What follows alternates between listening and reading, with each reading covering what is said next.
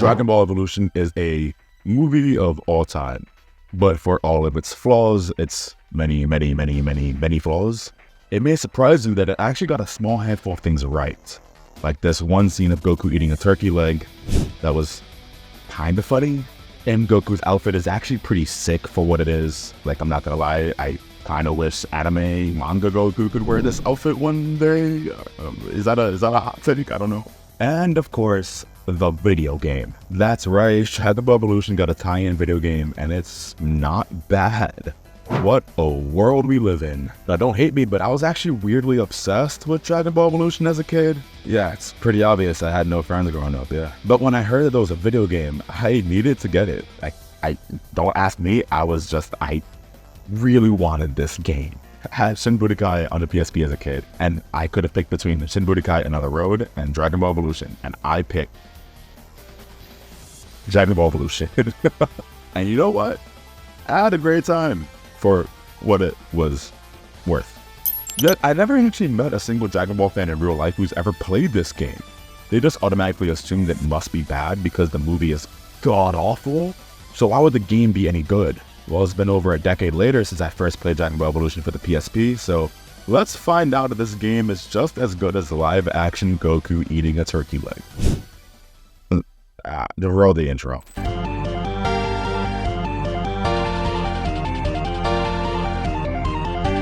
If you've watched my last couple of videos, and the developer Dimps shouldn't be a stranger to you. They made the brilliant Dragon Ball Advance Adventure, the half-decent One Piece for the Game Boy Advance, the legendary Dragon Ball Z Budokai Trilogy. With the series as legendary as Budokai, you just needed to find a way to bring it on the go when the PSP came out, and thus the Shin Budokai series was born. I've already covered both games in this channel, but as a quick refresher, the first game adapted the events of Fusion Reborn, often considered one of the best Dragon Ball Z films out there, and the second told the full story of future Trunks after returning to his timeline. People often tend to think the series ends here as a duology, but the reality is it's a trilogy. Dragon Ball Evolution comes out to insane box office success and critical reception, and so it's only obvious it needs a crazy good tie-in game. So who do you call? You call the all-reliable. You call Dimps. Just copy and paste Shin Budokai and boom. The one not bad thing that has a Dragon Ball Evolution branding on it. Let's talk about it. Now, as a quick tidbit, I actually had to play through this game twice because all my footage the first time got corrupted, so I'm very familiar with this game. I'm more familiar with this game than I intended or wanted to be. Dragon Ball Evolution on PSP gives the impression of it being pretty boring when you start the game. A bland title screen with an uninspired main menu. When you compare it to the phenomenal intro Shin Budokai 1 had, and the half-decent intro Another Road had, this just comes across as extremely lazy. There's a handful of modes here, but the one we should be looking at is story mode. We should just get the game's biggest negative out of the way. As the name implies, story mode goes through the entirety of Dragon Ball Evolution's story, as told between two pretty ugly PNG cutouts of stylized characters from the movie. These scenes follow the movie fairly closely with little creative liberties. And so because the story of the movie is bad, the story here is bad.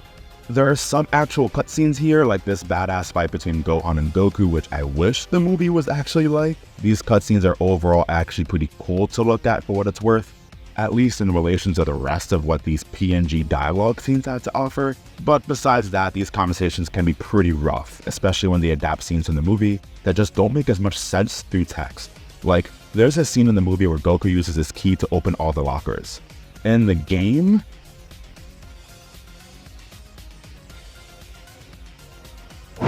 yeah, it makes no sense. Or Goku's fight with this random dude in the movie. It's just told through text, and it's so rough to read and understand what's actually going on. And these scenes can drag out, lasting more than 5 minutes long of just dialogue after dialogue after dialogue. Now, the game has a pretty bad story because of the movie's bad story, but the game does flesh out some specific parts of the movie. I assume the game developers were given maybe an early draft of the film and concept art to work with based on some aspects of the game. Like Bulma, for example. Her full name in the movie is just like the regular series, Bulma Briefs. But in the game, it's Bulma Enchanto. Bulma Enchanto. If you didn't hate Dragon Ball Evolution already, there's a reason. And if that still isn't reason enough, then check this out. Chi-Chi's full name is Chi-Chi McRoberts. We find out when they go to her house and it says the McRoberts estate or some shit, whatever. Which means that Chi-Chi's father's full name should be Ox Demon King McRoberts? Moving on. Story mode at first features 15 different fights adapted from the movie. The first is between Gohan and Goku, which already shows off the first weird discrepancy in the game. Goku is shown in every single cutscene wearing casual clothes, which, I'm not gonna lie, I actually really like this outfit in this game. It looks kinda fire. But when you actually fight, he's wearing his gi, which I wouldn't really, I guess, care too much about. However, later on in the game, he decides to wear the gi in cutscenes and makes it a big deal. However, it doesn't feel like a big deal since we've already been wearing it during fights since the beginning of the game. So I have an alternate outfit for Goku that makes sense for the scenes if he's not going to wear it during battles. From there, we have back-to-back fights with Grandpa Gohan versus Mai and Piccolo. For all the problems the movie has in adapting the source material, I actually really love that the developers decided to turn Gohan's stick into the power pole from the series and have it extend during special moves. We get another scene for Gohan's death though with a song that's not really fitting.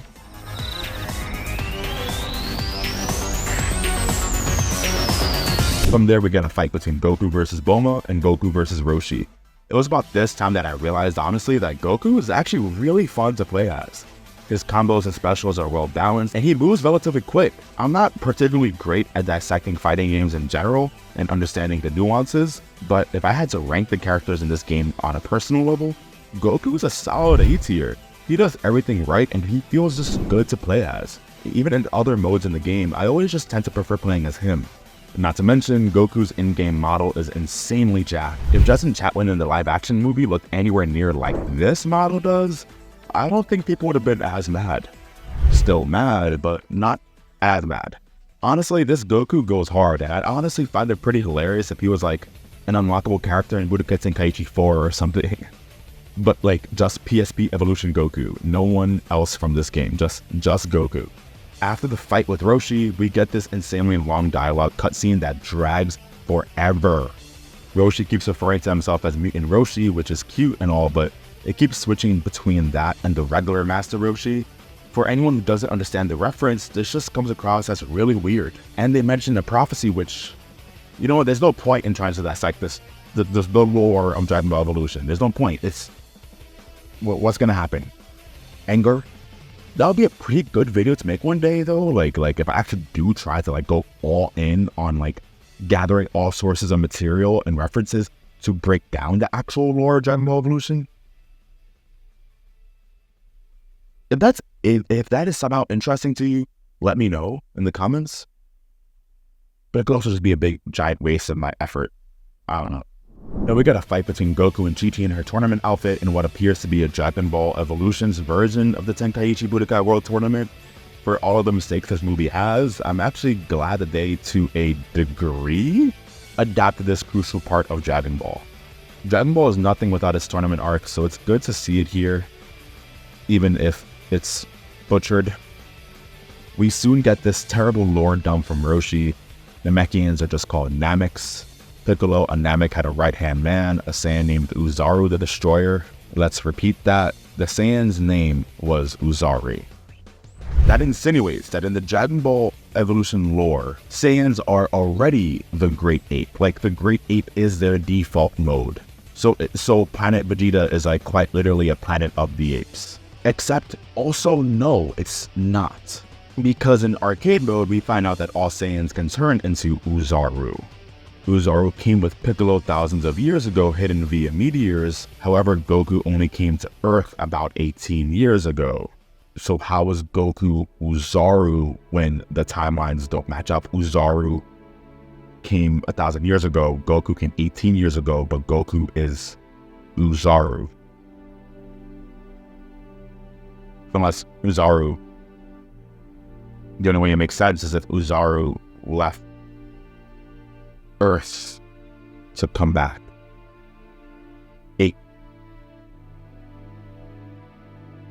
But how would he turn 18 years old? That was a big plot point. How he's 1,000 and He's at least 1,000 years old. He's not 18. He's not 17 turning 18. He's at least like 1,017, about to turn 1,008. My God. Maybe the video idea was just not, this should not happen. That's stupid. This is stupid. They didn't even care.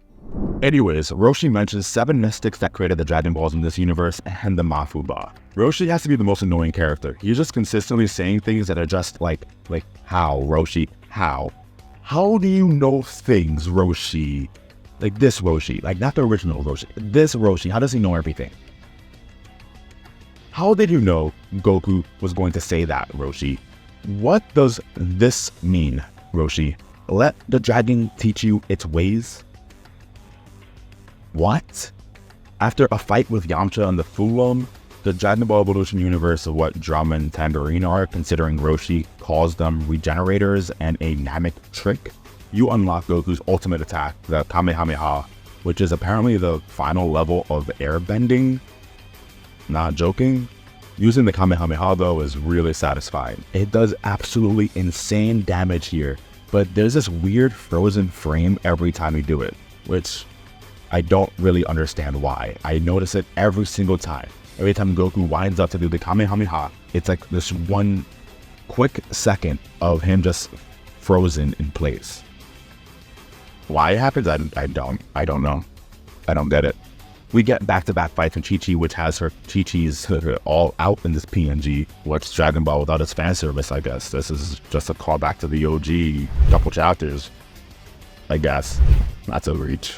We get another cutscene of Yamcha's truck flying and Piccolo calling Goku by the K word. What? Listen, as far as I can tell, only 2 characters can call Goku the K word. It's Vegeta and it's Broly. Evolution Piccolo should not be calling Goku by that name. That is crazy. Also, this complicates the lore like even more. You established that the Saiyan's name was Uzaru, but now his name is Kakarot. What? From here we get 4 back-to-back fights versus Piccolo. One of them we get to play as Roshi, and the only way we could win is if we use a Mafuba, which is a detail I actually really like. One final cutscene ended between Goku and Piccolo, and we end story mode fighting Chi-Chi at the World Tournament. However, the credits play over it, which is another detail that I actually really loved. Upon completing story mode, you immediately unlock survival mode, and Chi-Chi, Uzaru, Mai, Fulham, and Piccolo as playable characters. However, there's still one last character to lock, which means there's still some work to be done. You see, there's actually extra fights in story mode that become available after you beat the campaign. The mode is broken down into several acts, and while majority of those acts only have 1 fight available, others have multiple in them in which you can play as other characters who also fought. This is mainly evident in the finale of the film. In base story mode, we only have fights versus Piccolo, but in this extended story mode, we also play as Bulma, as Chi-Chi, and Yamcha versus Mai and Uzaru. This is actually really interesting, and there's something I really love about this game, just this extra beef that they decided to include. The one negative though that I realized while playing these extra fights, remember that ranking system I mentioned earlier?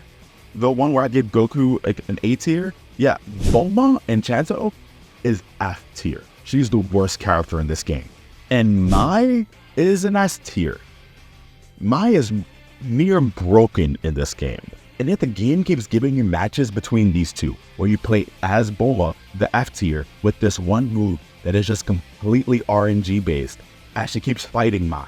So, good luck, because these were the worst, most infuriating fights I had in the entire game. I had to keep on repeating them. I kept failing and failing and failing.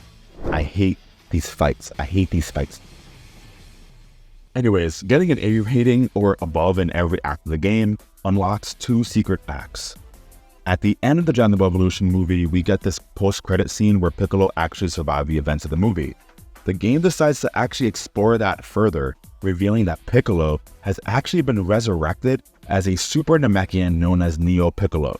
Super Namekian is a form regular Piccolo in the series attains after he fuses back with Kami, so seeing that as a nod here in the Evolution universe is actually pretty cool to me. I don't know, it's something. Like, you can tell that Dimps was just really kind of like trying to do whatever they could to make us connect to the regular series. Neo Piccolo has nearly the exact same moveset as regular Piccolo, but he gets a new red outfit, which is way better and cooler looking than his regular outfit. Although I do wish that since Neo is a game exclusive character, I wish that Dimps just went ahead and actually made him white and purple to match him better with the source material. Regardless, these secret acts essentially lead to a rematch between Goku and Piccolo in his new super form. However, Goku defeats him yet again, and peace is brought back. Chi-Chi mentions she's been working on a new technique where a beam comes out of her forehead. She ends up joking, but bro, imagine if Chi-Chi McRoberts could use the special beam cannon? From here, we unlock Neo Piccolo, and the game is essentially complete. Now, I kind of went off a lot on what happens in story mode, but that is pretty much what is the game's main and biggest negative. The story is awful, but only because the movie is awful. And the decision to use these awful PNGs mixed with awful dialogue definitely takes off a few points from the game itself. However, the rest of what it managed to do is pretty neat, I guess. The fights themselves, with the exception of Bulma versus Mai and this Roshi versus Neo Piccolo fight, which I kept losing over and over to, are pretty fun actually. It plays exactly like Shin Budokai, which means that if you enjoy Shin Budokai, then there's little to no reason why you wouldn't enjoy the gameplay of this. In fact, there's actually something unique this game has to offer from the Shin Budokai games. Characters in the Evolution movie don't really utilize a lot of actual key attacks, so there aren't actually a lot of key blasts or ranged attacks like, you know, a Gallic Dun or something. You know what I mean? Like no Masenkos are in Dragon Ball Evolution. The majority of actual key attacks are reserved for specials, which means a majority of fighting in this game is up close and personal. The developers also had to get extremely creative when it comes to movesets for characters that barely displayed anything unique in the movie. Yamcha uses a drill on his truck in his moveset, Chi-Chi uses a wide range of martial arts techniques, Gohan goes off with the power pole, and Uzaru will just throw pieces of the earth at you. The end result leaves you a gameplay style that both feels familiar, yet really unique, giving the Dragon Ball Evolution PSP an interesting place in the history of Dragon Ball games. Not to mention that no one flies in the movie, so every fight is just grounded. Another point towards that up close and personal style of gameplay here. It's, I don't know, it's pretty unique. I mean, I kind of like it. Besides story mode, we have the standard modes that typically come with every fighting game. You have a training mode, an arcade mode, which gives some extra lore dump for each character. There's nothing really too particularly interesting or insane here, although playing as Neo Piccolo has you face against Yamcha, who calls himself Neo Yamcha, and I don't know, I thought that was kind of funny. There are 11 total stages in the game, with 3 of them being Gohan's house at different times of the day, including one where it's destroyed, 3 desert stages with different backgrounds each, a lava stage, the tournament, the temple, the dragon temple from the finale of the movie, and Goku's inner world. Every character has an alternate outfit, although honestly the only ones that are actually of note here is Goku's casual fit, which is so clean, as well as Chi-Chi and Mai's tournament outfits. You have a mission mode here, which, you would have thought if I finished that. Hell no. I'm honestly good. There's a survival mode here, which, I mean, you can guess what that is. Just survive against as many enemies as you could. There's also a network battle here. Good luck finding someone to play. The last mode that's actually interesting though is Gallery. Every time you finish a battle, you gain this currency which you can use to unlock storyboards of the movie. Here you can get some pretty cool and interesting insight into the making of the film. You have the writers asking if there's any non-human form Piccolo can revert to, which should tell you that the writers of the film had no idea what Dragon Ball is. If they had to ask that question, like, what forms for Piccolo? The entire experience took around 2 to 3 hours to complete, so Dragon Ball Evolution for the PSP is honestly an extremely short game to get through. You can easily get through all of it in a lazy afternoon, and while it shouldn't be your first choice for an unknown Dragon Ball game to play through, I mean, that title belongs to Dragon Ball Advance Adventure. I don't know what to tell you, I love Dragon Ball Advance Adventure so much. I still think though, you'd be pleasantly surprised by what this game has to offer. It obviously isn't perfect, but just because Dragon Ball Evolution the movie is the worst Dragon Ball thing to ever exist, doesn't necessarily mean that this game is. There are way worse Dragon Ball games out there, including Taiketsu and Legacy of Goku 1. This is simply a nice little Shin Budokai clone that completes that trilogy of games in a really fitting way. All characters, except Bulma, are fun to play as, which just leaves the entire game as just a little fun experience to try out. Now, all we need to do is wait for Dragon Ball Evolution 2 to drop, where we play as Neo Vegeta, the original Uzaru the Destroyer, who uses the Mafu Bob to destroy Goku's college best friend Krillin Smith, a 6'7" football player who uses the Destructo Disc. You know, like this legendary item, the Destructo Disc, he uses that to end the video.